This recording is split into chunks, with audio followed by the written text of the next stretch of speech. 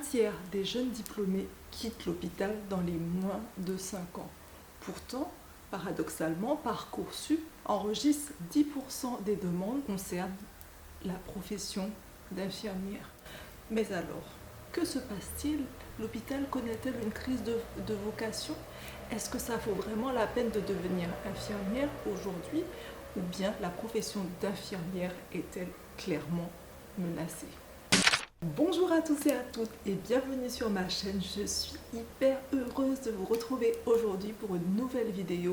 Une vidéo qui est très chère à mon cœur car vous ne le savez pas peut-être si vous tombez sur ma chaîne pour la première fois. Je m'appelle Mira et je suis une ex-IAD qui a décidé de créer sa vie des rêves au travers de son entreprise. Et aujourd'hui, je vous aide à comprendre qui vous êtes, à prendre conscience de votre potentiel, à l'exploiter pour le mettre au service de vos rêves. Aujourd'hui, nous allons parler d'un sujet mais hyper brûlant et hyper sensible pour moi qui ai été infirmière pendant plus d'années. Aujourd'hui, comment vous dire que j'ai commencé ma carrière d'infirmière? Je n'étais qu'une jeune petite ado, d'adolescence, début d'adulte, en tout cas dans l'âge adulte. Je venais d'avoir mes 23 ans et demi et je me suis engagée dans ce métier par vocation. La profession d'infirmière était pour moi quelque chose d'extraordinaire parce que je me suis engagée dans cette profession par véritable vocation. C'était mon rêve de pouvoir accompagner des personnes et pouvoir prendre soin d'elles parce que tout simplement ça me tenait à cœur. Depuis toute petite, j'ai toujours voulu travailler dans les hôpitaux et donc c'était pour moi une véritable passion de pouvoir prendre soin des patients, être présent pour eux, être à leur écoute, mais aussi allier le côté technique qui me passionnait également. Au bout de 2 ans, j'ai décidé de faire une spécialisation pour être infirmière anesthésiste et pouvoir travailler dans un autre milieu. Et donc, aujourd'hui, cette vidéo est particulièrement touchante, prenante pour moi. Et c'est un véritable débat sur le fait que est-ce que les infirmières ont un véritable avenir? Notre métier va-t-il disparaître? Va-t-on être remplacé par des robots? Restez jusqu'à la fin de la vidéo et ensemble nous allons commencer par qu'est-ce qui fait que toutes ces infirmières aient envie de s'en aller? Pourquoi donc malgré le fait qu'elles aient choisi ce métier, elles décident aujourd'hui de vouloir quitter le navire? Avant tout, si vous n'êtes pas encore abonné à cette chaîne, je vous invite à le faire, à cliquer sur la cloche de notification et à me mettre un commentaire aujourd'hui. Si vous êtes une infirmière ou une soignante ou une aide-soignante ou un médecin, dans quel état d'esprit vous êtes? Est-ce que vous aussi vous vous sentez concerné par le fait de vouloir quitter le navire, abandonner votre profession parce que effectivement la situation n'est plus possible? Donc mettez-moi en commentaire, partagez-moi en commentaire vos états d'esprit. Et si vous êtes aussi un étudiant infirmier et que vous vivez des situations particulièrement difficiles et vous avez envie de tout plaquer, mettez-moi aussi un commentaire. Je me ferai un plaisir de pouvoir échanger avec vous. Alors, c'est parti. Pourquoi donc vouloir divorcer d'avec l'hôpital? Pourquoi les infirmières ont envie de rompre après tant d'années d'exercice ou bien seulement après un début très minime de relation avec l'hôpital? Parce que 5 ans, c'est pas beaucoup quand on est une infirmière et qu'on est passionné par son métier. Donc, qu'est-ce qui se passe? L'hôpital va-t-il si mal? Quelles sont les conditions de travail qui entraînent justement à l'envie de tout arrêter? Donc, la première chose qui est soulignée dans plusieurs des études que j'ai trouvé et aussi par rapport à ce que j'ai vécu également, c'est le manque de moyens. Il faut savoir que dans les hôpitaux, la politique de santé fait que les infirmiers ont de moins en moins de moyens. Ce sont moins de moyens matériels, il y a de moins en moins de matériel pour pouvoir soigner les patients. Il y a également de moins en moins de personnel pour pouvoir remplacer les infirmières qui sont soit en arrêt maladie, soit en vacances. On nous demande toujours plus avec moins.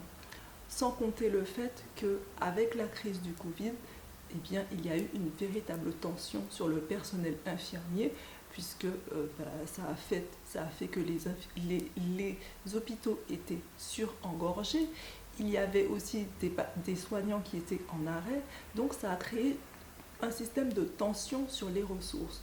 Donc beaucoup d'infirmiers se sont retrouvés épuisés, fatigués face à une charge de travail importante et face également à l'impossibilité de pouvoir prendre des congés, de pouvoir aussi s'arrêter pour pouvoir souffler.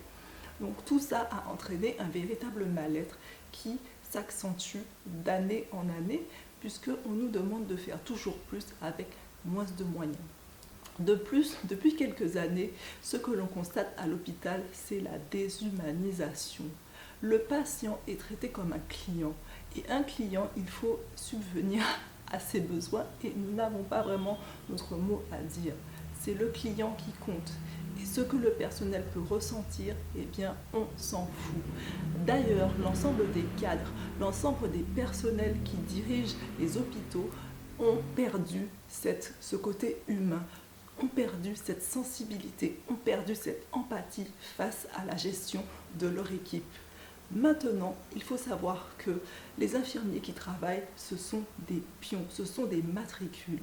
Et donc les cadres qui subissent également la pression de la direction pour favoriser la rentabilité, pour favoriser le rendement, puisque maintenant l'hôpital est devenu une entreprise, il y a de moins en moins de sensibilité, d'humanité envers ceux qui font tourner véritablement l'hôpital, les infirmiers, les soignants, les aides-soignants, les brancardiers, donc tout ce personnel soignant, y compris les médecins.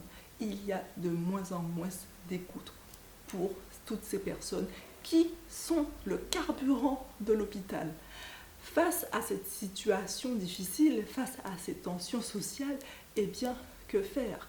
Cela entraîne véritablement une souffrance, cela entraîne véritablement de la douleur, parce que ce qu'on nous a vendu lorsqu'on est à l'école infirmière, c'est l'empathie, que le soignant est empathique, le soignant est compréhensif, le soignant est un être qui est plein de sentiments.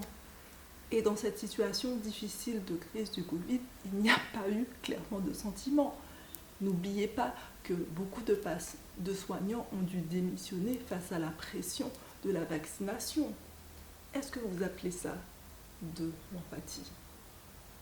Face à cette difficulté de se faire entendre et à cette difficulté d'être tout simplement reconnu pour l'être que nous sommes en tant que patients, certains ont fait le choix de s'en aller pour justement garder leurs valeurs professionnelles et leur éthique. Car pour certains soignants, la liberté est plus importante. Les valeurs humaines sont beaucoup plus importantes que la pression sociale. Face à tous ces problèmes d'organisation, tous ces problèmes de management, tous ces problèmes de reconnaissance, puisqu'il ne faut pas oublier que depuis des années, le point d'indice a été gelé et l'augmentation des salaires ne se fait qu'au compte-gouttes. Donc que faire ?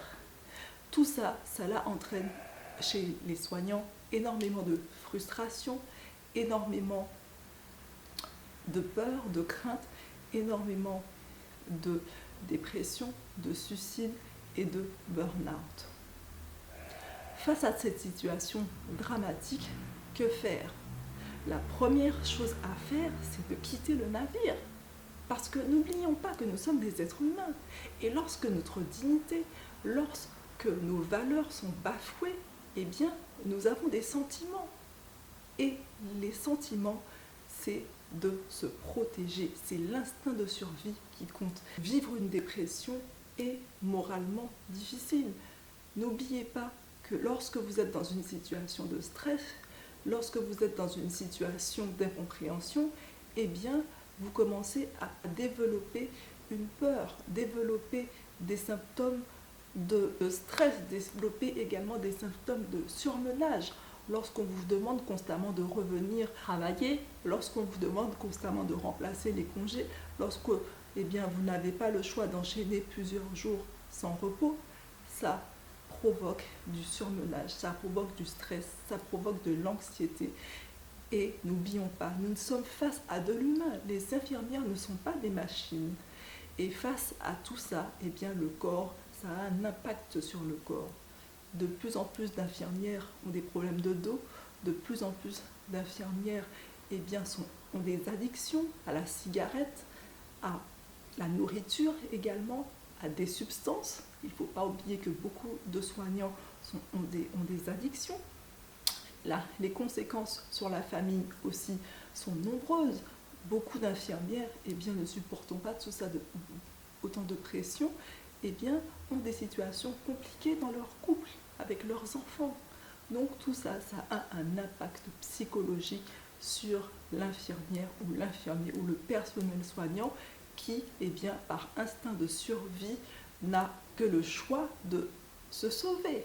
Parce que n'oublions pas que nous ne pouvons pas soigner si nous-mêmes nous sommes dans des situations de soins difficiles. Donc la première alternative, si vous êtes dans une situation où vous ne vous sentez pas bien, vous avez des troubles du sommeil, vous êtes anxieux, vous êtes irritable, vous avez des maladies professionnelles, des maladies de dos, des tendinites, des problèmes articulaires, vous avez de l'eczéma, vous tombez souvent malade, des rhumes à répétition, il faut vous poser la question, est-ce que vous êtes toujours en capacité d'être infirmière? Et si c'est le cas, que faire? La première chose à faire, c'est de vous arrêter parce que vous êtes un être humain et se mettre en arrêt maladie n'est pas un signe de faiblesse. Se mettre en arrêt maladie est un signe de force car vous reprenez le contrôle de votre vie. Parce que lorsque votre corps ne va pas bien, lorsque votre psychologique ne va pas bien, il est important de se poser pour réfléchir à ses besoins, pour réfléchir à ce que vous voulez vraiment, n'est-ce pas? Donc l'arrêt maladie est fait justement pour aussi vous donner du recul sur ce que vous voulez faire. Le choix s'offre à vous. Rester, continuer à être infirmière ou partir, arrêter d'être infirmière et pour faire quoi dans ce cas? La première chose, si vous souhaitez partir de l'hôpital, il faut savoir que c'est votre droit et vous avez aussi le choix. La deuxième chose, c'est que si vous restez, pourquoi faire? Il faut savoir que 40% des personnes qui partent de l'hôpital effectuent une formation professionnelle. Vous avez le droit de faire une spécialisation, d'être infirmière de pratique avancée, d'être infirmière scolaire, d'être infirmière au travail. Plusieurs choix s'offrent à vous. La deuxième chose, c'est si vous voulez vous en aller. 30% des infirmières qui souhaitent partir choisissent de continuer leur métier d'infirmière sous une autre forme, soit dans le libéral, soit, comme je vous l'ai dit, dans un autre milieu. Vous avez le droit également de changer de service, changer de milieu, pour pouvoir exercer votre vocation, votre passion. Les 30% qui restent choisissent de quitter définitivement le navire et de se reconvertir dans un autre métier qui reste le plus souvent en lien avec le métier de la santé, mais qui est une façon différente de soigner. La question qui s'offre à vous, comme je vous l'ai dit précédemment, ça me touche en fait ce sujet vraiment parce que j'ai l'impression que j'ai du mal à parler, que j'ai du mal à trouver mes mots, parce que je suis véritablement chamboulée par ce sujet qui m'a concernée pendant, j'ai envie de revenir dessus sur mes 4 dernières années en fait. Moi aussi j'ai vécu en plein fouet ce sujet, mais je ferai une vidéo complémentaire pour en parler clairement, parce que j'ai l'impression que j'ai pas totalement évacué ça, mais c'est mon devoir et mon droit de vous donner des pistes, de vous donner des astuces pour que vous puissiez vous en sortir, ne pas se sentir seul face à tout ça, parce qu'on passe la majorité du temps dans notre travail et c'est important de s'y sentir bien, et quand on ne s'y sent pas bien, toutes les couches de notre vie sont affectées. Donc cette vidéo est là pour vous dire qu'il y a des issues, il y a des solutions, et il n'en tient qu'à vous de saisir les opportunités de partir, parce que il en va de votre santé mentale, il en va de votre santé physique, il en va de toutes les couches de votre vie. Donc c'est vraiment important de se rendre compte que quand la situation va trop loin, quand c'est le moment de partir, quand c'est le moment de quitter le navire, et peu importe le choix que vous allez faire, que vous souhaitiez partir ou rester, il y a des solutions. Donc la deuxième chose, si vous souhaitez rester, si vous vous sentez encore assez capable de rester dans le milieu hospitalier, d'être toujours infirmière, donc ce que vous voulez faire aujourd'hui pour améliorer vos conditions de travail et vous sentir beaucoup plus épanoui dans votre travail, la première chose, c'est tout simplement, comme je vous l'ai dit tout à l'heure, de changer de service. Parce que lorsqu'on est dans un service où on ne se sent plus bien avec les équipes, où on ne se sent plus bien dans les relations qu'on peut avoir avec notre cadre ou la direction ou la charge de travail ou les médecins environnants, il est nécessaire de changer. Et pour changer, c'est simple, plusieurs choix s'offrent à vous aujourd'hui. Le premier choix, c'est de faire de l'intérim, devenir intérimaire. Vous allez voir qu'on te fait beaucoup de montagnes à propos du statut d'intérimaire, mais c'est quelque chose de magique, parce que s'adapter tous les jours, changer d'endroit tous les jours, ça permet de casser la routine, mais aussi de se prouver qu'on a une grande capacité d'adaptation, déjà qu'on a une excellente capacité d'adaptation lorsque nous sommes infirmières. Ça nous redonne confiance en qui nous sommes, en nos capacités, et aussi de pouvoir voir autre chose. Ça sort de sa zone de confort et ça ne peut vous faire que du bien. Ensuite, si vous êtes engagé avec un hôpital et que vous n'avez pas la possibilité de changer, vous pouvez vous faire muter, racheter vos années. Si vous êtes une jeune diplômée et que vous avez été financé par un organisme, tout ça, c'est possible. Ensuite, un autre point qui va être très important pour vous, c'est de prendre du recul, prendre de la distance professionnelle et peut-être changer de pays, changer de lieu d'exercice, parce que les conditions de travail en Suisse, en Belgique, que ce soit dans une autre région de France, ne sont pas les mêmes. Dans les Antilles, Guyane, Martinique, Guadeloupe, les conditions de travail ne sont pas les mêmes. Et ça peut peut-être vous faire du bien de pouvoir aller voir ailleurs, bien si l'herbe est plus verte. Et donc vous me direz, mais l'herbe n'est pas plus verte ailleurs. Tout ça, ce sont des croyances qui vous empêchent justement d'aller expérimenter, d'aller changer de lieu d'exercice et de vous ouvrir justement à des lieux différents, à des personnes différentes, pour pouvoir avoir beaucoup plus de sérénité. J'espère que la vidéo vous aura aidé à conscientiser que vous êtes la personne la plus importante de votre vie, et il n'y a aucun travail qui mérite de se sentir mal, parce que ça a un impact sur votre vie, et je ne veux pas que vous soyez que vous vous engagiez vers des chemins qui ne sont pas bons pour vous. Comme je dis, il est toujours temps de choisir, il est toujours temps d'arrêter une situation qui est beaucoup trop pesante pour vous. Ça ne veut pas dire que peut-être qu'un jour vous ne retournerez pas dans le soin, ça ne veut rien dire du tout. Mais en tout cas, lorsqu'il y a une situation de malaise, lorsqu'il y a une situation de mal-être, l'important c'est de comprendre, de prendre de la distance et de régler tout ça. Parce que plus vous allez laisser traîner, plus vous allez vous sentir mal, et c'est le cercle vicieux des pensées négatives et du négatif. J'ai eu un souci de son, mais je voulais vraiment terminer la vidéo en vous disant que quoi que vous alliez décider, ce sera toujours le bon choix pour vous. Que vous vouliez rester à l'hôpital ou que vous vouliez quitter l'hôpital, tous les choix sont excellents du moment qu'ils sont faits en conscience. En tout cas, sachez que être infirmière, ce n'est pas une finalité dans la vie. Par contre, être heureuse, c'est notre devoir. Et cette vidéo est là pour vous dire qu'il y a d'autres possibilités en fait. Soigner les personnes, on peut le faire dans différentes occasions, dans différents contextes, et c'est ce que j'ai fait comme choix. Moi, j'ai décidé d'aider les autres à ma façon, et aujourd'hui, je suis pleinement heureuse de ce que je vis. Et si vous êtes dans cette réflexion de le faire, faites-vous confiance et faites confiance à vos dons, à vos talents, à toutes les compétences que vous avez acquis au travers de ces années d'infirmière, parce que vous pouvez vraiment les valoriser et les monétiser, en vivre.